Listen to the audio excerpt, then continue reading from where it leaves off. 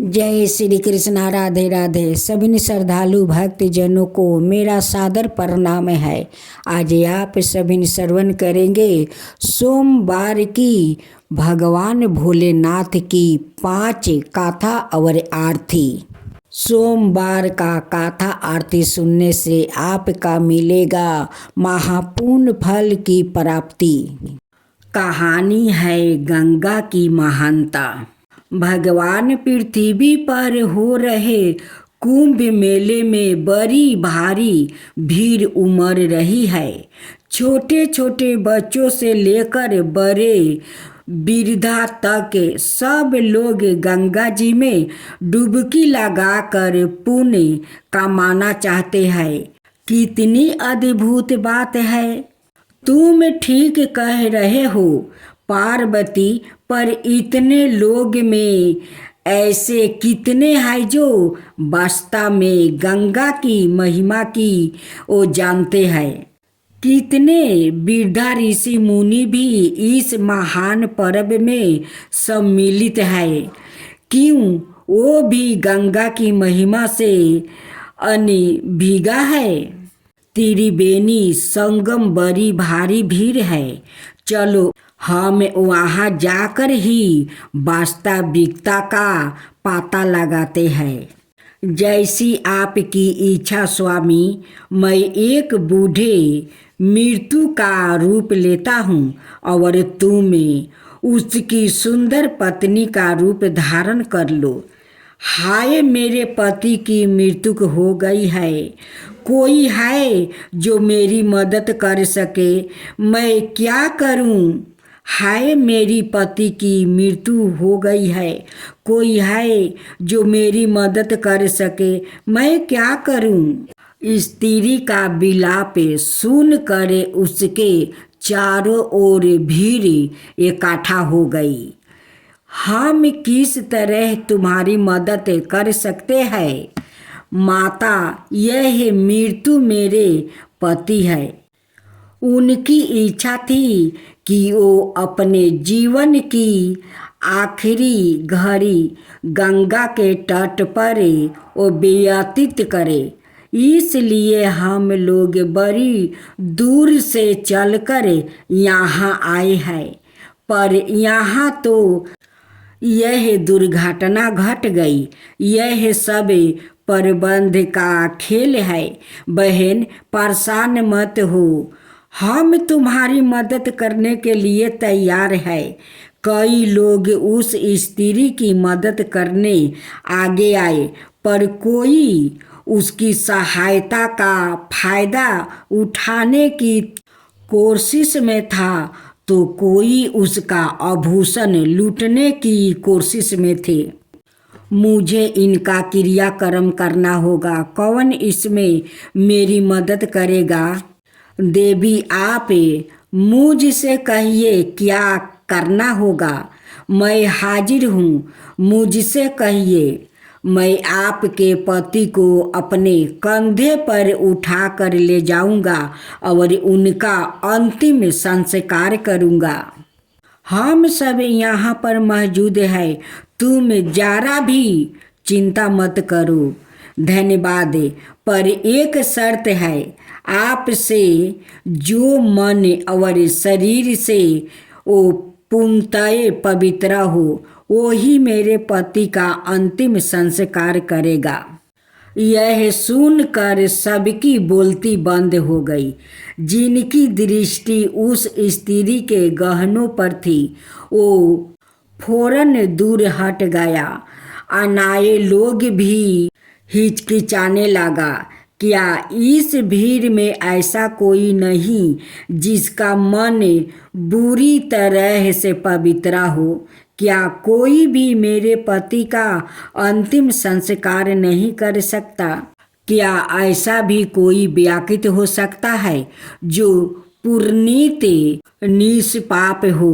कैसी विचित्र शर्त है।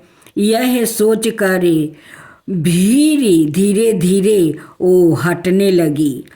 उसी समय वहाँ पर एक नवयुवक आया। बहन, मैं आपकी सहायता करूँगा। ओ नौजवान तुरंत ही गंगा में एक डुबकी लगाकर उस महिला के समक्ष प्रस्तुत हो गया। मैं अब आपके पति का अंतिम संस्कार करने के लिए तैयार हूँ। आपको मेरी शर्त पता है। न केवल एक पूर्ण रूप से पवित्र आत्मा वाला व्यक्ति ही मेरे पति का अंतिम संस्कार कर सकता है। हाँ, मुझे पता है। कृपया थोड़ी प्रतीक्षा करें। अरे नौजवान, क्या तुम यह देवों के साथ कह सकते हो कि तुमने आज तक कोई अनुचित कार्य नहीं किया? क्या तुम हमें बेवकूफ़ समझते हो? आहो, क्या आप लोग इतना भी नहीं जानते? मैंने जैसी ही गंगा जी में डुबकी लगाई, माँ गंगा ने मेरे सारे पाप धो डाली और मुझे बिल्कुल पवित्र कर दिया है। उसी समय भगवान शिव ने, जिन्होंने उस मृत्यु का रूप धारण लिया था, माता पार्वती के साथ प्रकट होकर सबको दर्शन दिया। जिन लोग ने गंगा में स्नान किया था, उन सबों को भगवान के दर्शन हो गया। देखा पार्वती, ये नवजुब ही गंगा की महिमा को जानते हैं। केवल तुम ही ओ वीर और पवित्र व्यक्ति हो जो मेरे पति का अंतिम संस्कार कर सकते हो। तब चलो कार्य पूरा कर दे। भगवान उस एक नवजुबा व्यक्ति के कारण कितने लोगों को आपके दर्शन हो गया। आपकी लीला अपरंपार है प्रभु। अच्छा, अंधविश्वास क्या है, यह तुम मुझे समझा सकते हो?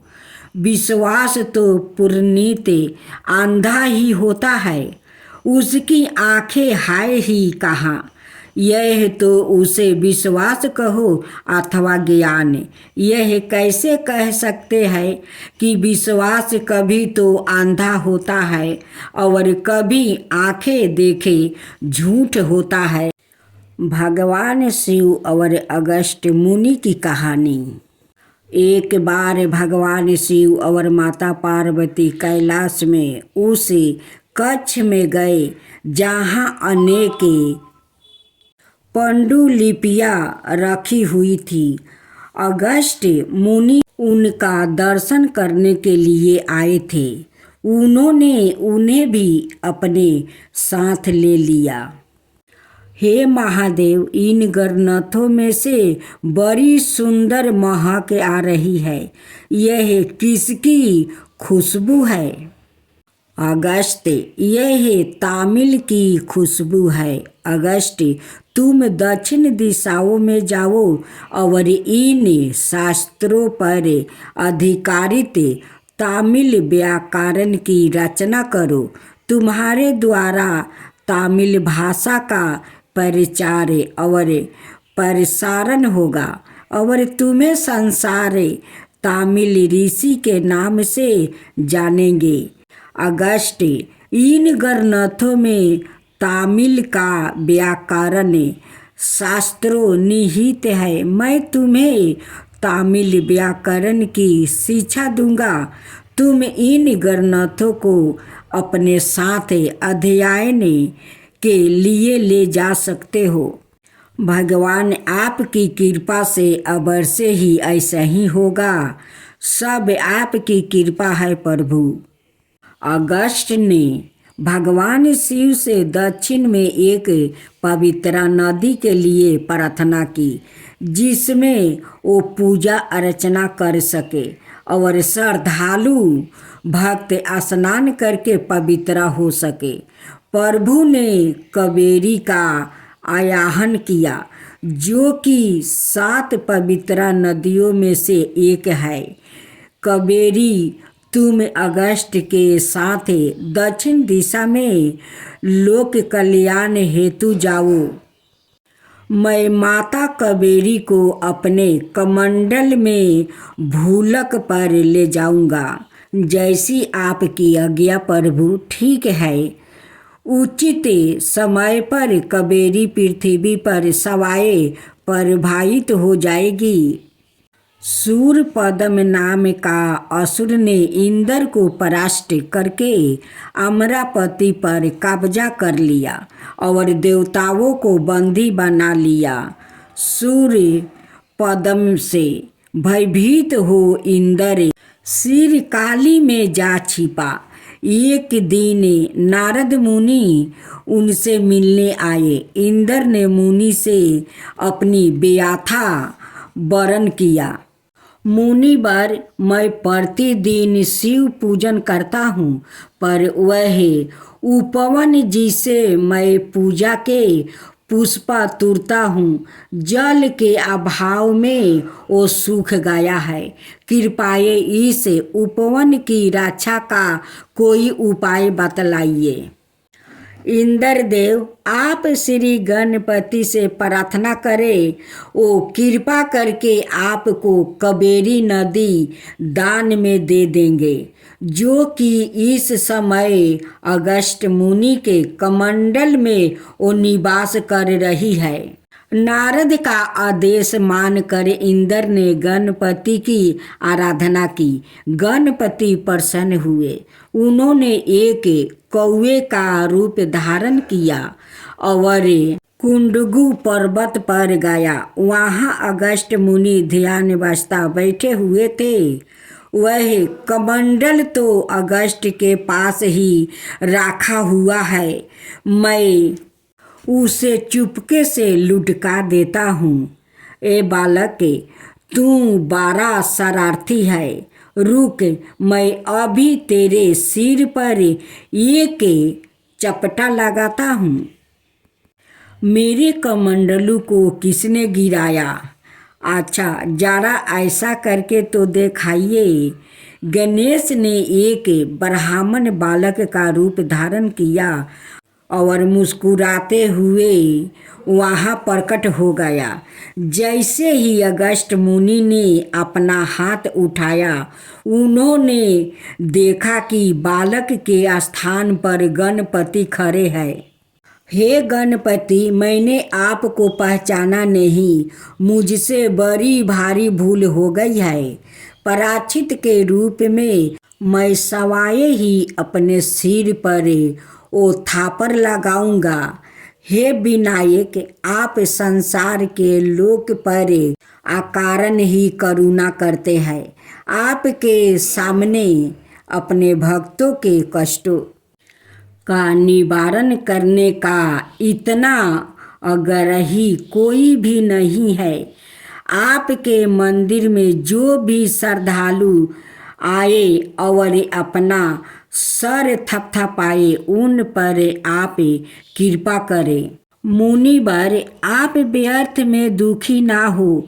मैंने इंद्र को वरदान दिया है कि कबेरी यहाँ से प्रवाहित होगी। आज से कबेरी पूरे दक्षिण भारत को पवित्र करेगी। हे गणपति, आप आशीर्वाद लेकर मैं भूलक की यात्रा पर निकल पड़ती हूँ। कबेरी, तुम्हारे तटों पर बड़े बड़े मंदिर बनेंगे और तुम्हारा पुण्य सदाए उजागर रहेगा।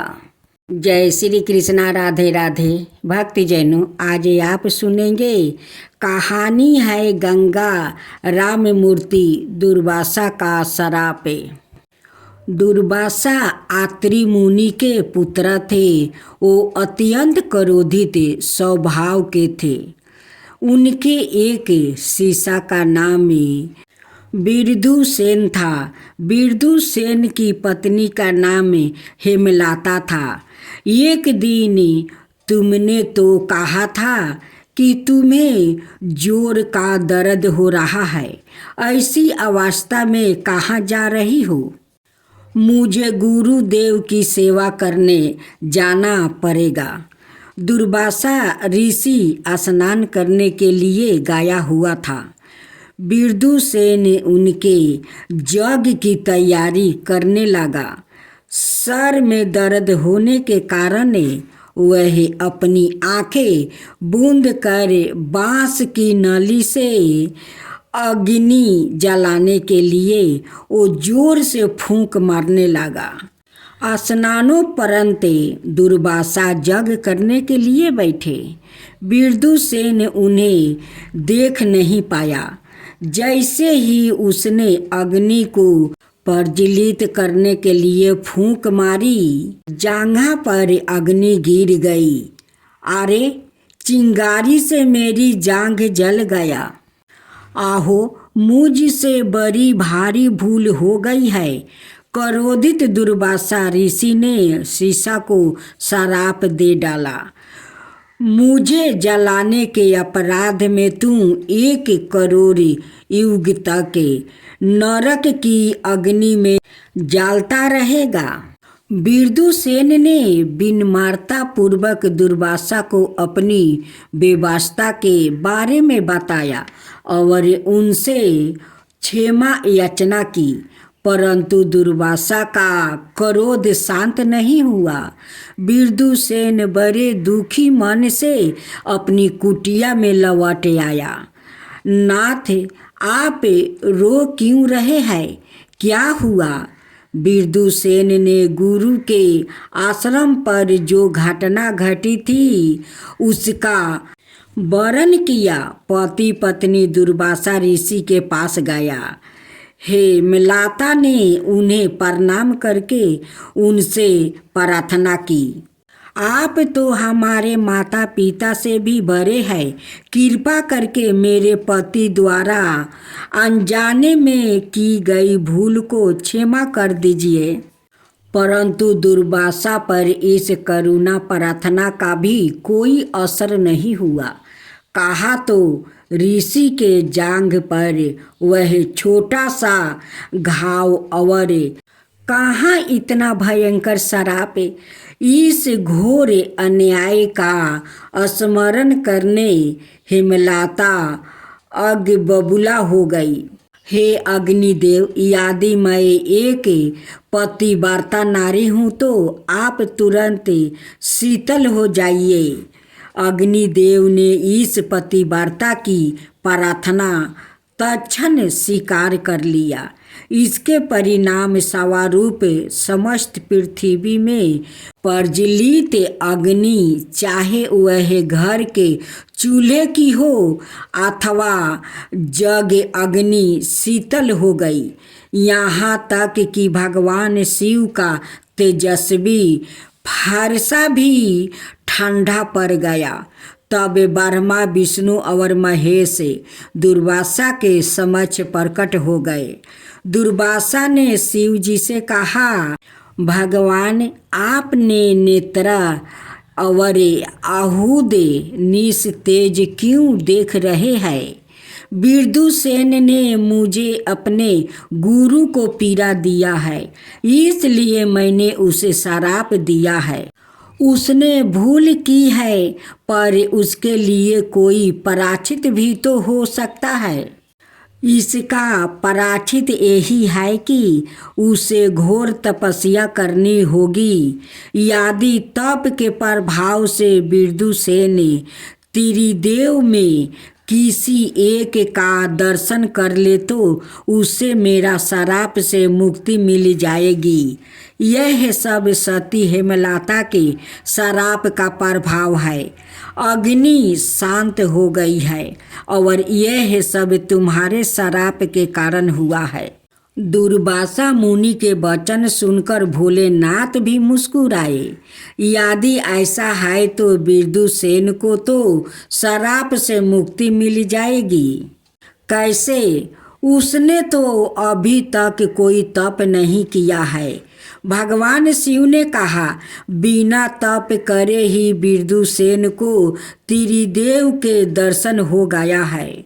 हेमलता, अग्निदेव को पूर्ण तेजस्वी बना दो। भगवान गुरुदेव भी कृपाए यह कह दे कि मेरे पति निष्पाप है। हेमलता, तुम्हारे पति ने कोई पाप नहीं किया है, कृपाए अब जगत के संताप को दूर करो। हेमलता ने फिर अग्निदेव से प्रार्थना की, जिसके फल स्वरूप वो समस्त प्राणियों को पुण्य, प्रकाश और तप प्रदान करने लगा। जय श्री कृष्णा। राधे राधे। भक्तजनों, आज आप श्रवण करेंगे सोमवार की संपूर्ण व्रत कथा। इस कथा को आप सभी ने सुने तो पूरा सुने, अधूरा मत सुने, नहीं तो भोलेनाथ का अपमान होता है, वो क्रोधित हो जाते हैं। उनकी कथा सुनने से भोलेनाथ आप लोग पर हमेशा कृपा बरसाते हैं। अगर भोलेनाथ का कृपा नहीं होते तो हम लोग अपना संसार में खुश कैसे रहते। उन्हीं के कृपा से तो हम लोग बहुत खुश रहते हैं अपना संसार में। तो आइए हम सभी भोलेनाथ की संपूर्ण कथा को श्रवण करते हैं। कहानी है मीनाक्षी की विवाह की। एक बार नारद मुनि ने इंद्र देव के महल में आकर उसने कहा, इंद्र, मलयाध्वज की यज्ञशाला में गाया। देवराज, आपका स्वागत है। मुरदाई के राजा मलयाध्वज पंडियन ने अश्वमेध यज्ञ पूर्ण कर लिया है। आपने सबो यज्ञ के रूप में पुत्र का श्रेष्ठ यज्ञ करो, जिससे तुम्हें संतान की प्राप्ति होगी। यदि वह अश्वमेध यज्ञ पूर्ण कर लेगा तो मेरी जगह वह इंद्र बन जाएगा। मुझे इसकी बड़ी चिंता हो रही है। जैसी आपकी आज्ञा। पुत्रा का श्रेष्ठ यज्ञ आरंभ हुआ। शीघ्र ही अग्नि की ज्वाला कुंड में शोभा यमन होने लगी। देखते ही देखते एक अग्नि कुंड से अत्यंत सुंदर कन्या प्रकट हुई। मुख्य पुरोहित ने कहा, हे राजन, भगवती उमा सवाए आपकी पुत्री के रूप में अवतारित हुई है। देव इंद्र, चिंता मत करो। मलयाध्वज के कोई संतान नहीं है, अतः उसे अश्वमेध यज्ञ के बदले पुत्र का श्रेष्ठी यज्ञ करने की सलाह दो। इससे तुम्हारा इंद्र पद सुरक्षित हो जाएगा और उससे भी संतान प्राप्ति हो जाएगी। पुरोहित ने कहा, वह सुंदर कन्या मलयाध्वज और उसकी रानी कंचनमाला को सौंप दो।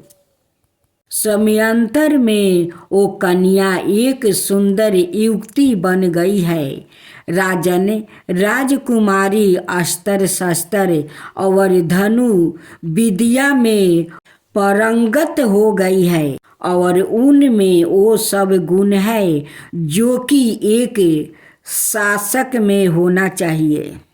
यह क्या, इस विलक्षण कन्या के तो 3 अस्त्र है। यह तो बड़े आनंद की बात है। महामंत्री एक शुभ दिन देखकर राजकुमारी का पंडियन कुल की महारानी के रूप में अभिषेक होगा। तुम समुचित तैयारी करो।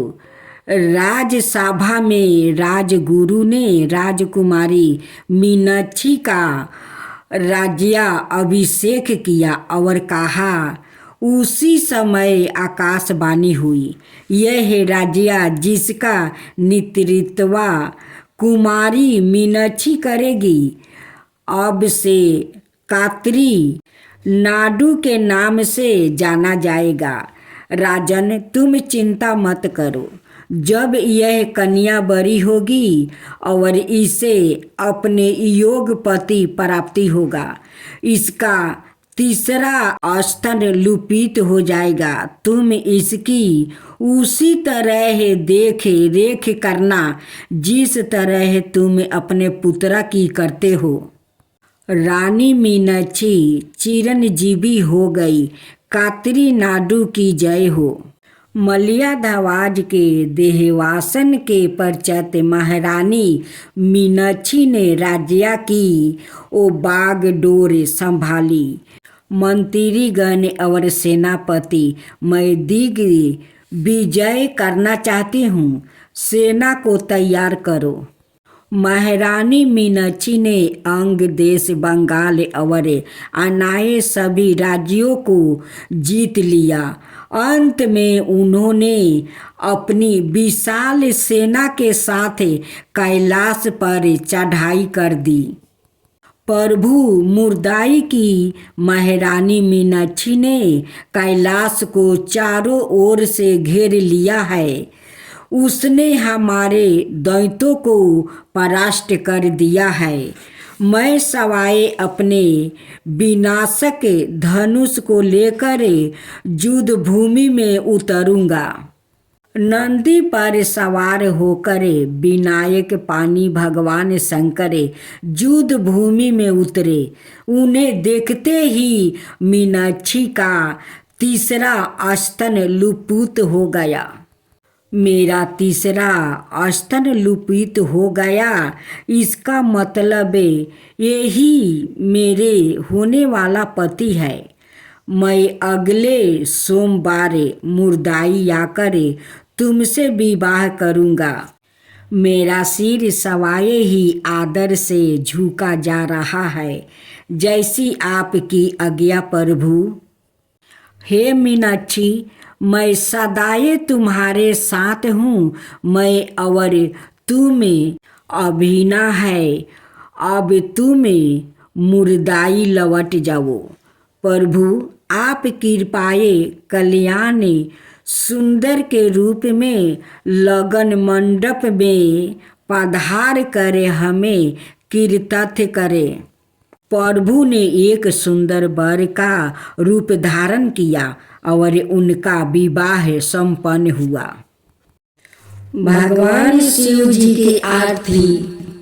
ओम जय शिवा ओमकारा, स्वामी जय शिवा ओमकारा।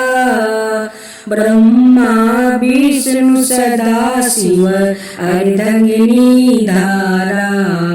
ओम जय शिवा ओमकारा। एकानन चतुरानन पंचानन राजे। हंसासन गरुडासन वृषभान साजे। ओम जय शिवा ओमकारा। दो भुज चार चतुर्भुज दस भुज अति सोहे। त्रिगुण रूप निरखिता त्रिभुवन जनि मोहे। ओम जय शिवा ओमकारा। अक्षरमाला वनमाला मुंडी माला धारी। त्रिपुरारी कंसरी करमाला धारी। ओम जय शिवा ओमकारा। सितंबर पीतंबर बगंबर अंगे। सनकादिक गरुनादिक भूतादिक संगे। ओम जय शिवा ओमकारा। करिके मध्यम कमंडली चक्र त्रिशूलधारी। सुखिकारी सुखिहारी जग पालनकारी। ओम जय शिवा ओमकारा। ब्रह्मा विष्णु सदा शिव जानते अविवेका। प्राण बचर के मध्यम तीनों यही एका। ओम जय शिवा ओमकारा। लक्ष्मीओ सवित्री पार्वती संघा। पार्वती अर्धांगिनी शिव लाडली गंगा। पार्वती अर्धांगिनी शिव लाडली गंगा। ओम जय शिव ओमकारा। पार्वती सोहे पार्वती शंकर कैलासा, भांग धतूरा का भोजने भस्मी में बासा। ओम जय शिव ओमकारा। जाटा में गंगा बहते है, गले मुंडे माला, शेष नागी लिपिटावते ओढ़ते मृगछाला। ओम जय शिव ओमकारा। काशी में विराज विश्वनाथ, नंदी ब्रह्मचारी, नित उठ दर्शन पावते महिमायति भारी। ओम जय शिव ओमकारा। त्रिगुण स्वामी जी की आरती जो कोई नर गावे, कहत शिवानंद स्वामी मन बचित फल पावे। ओम जय शिव ओमकारा। ओम जय शिव ओमकारा।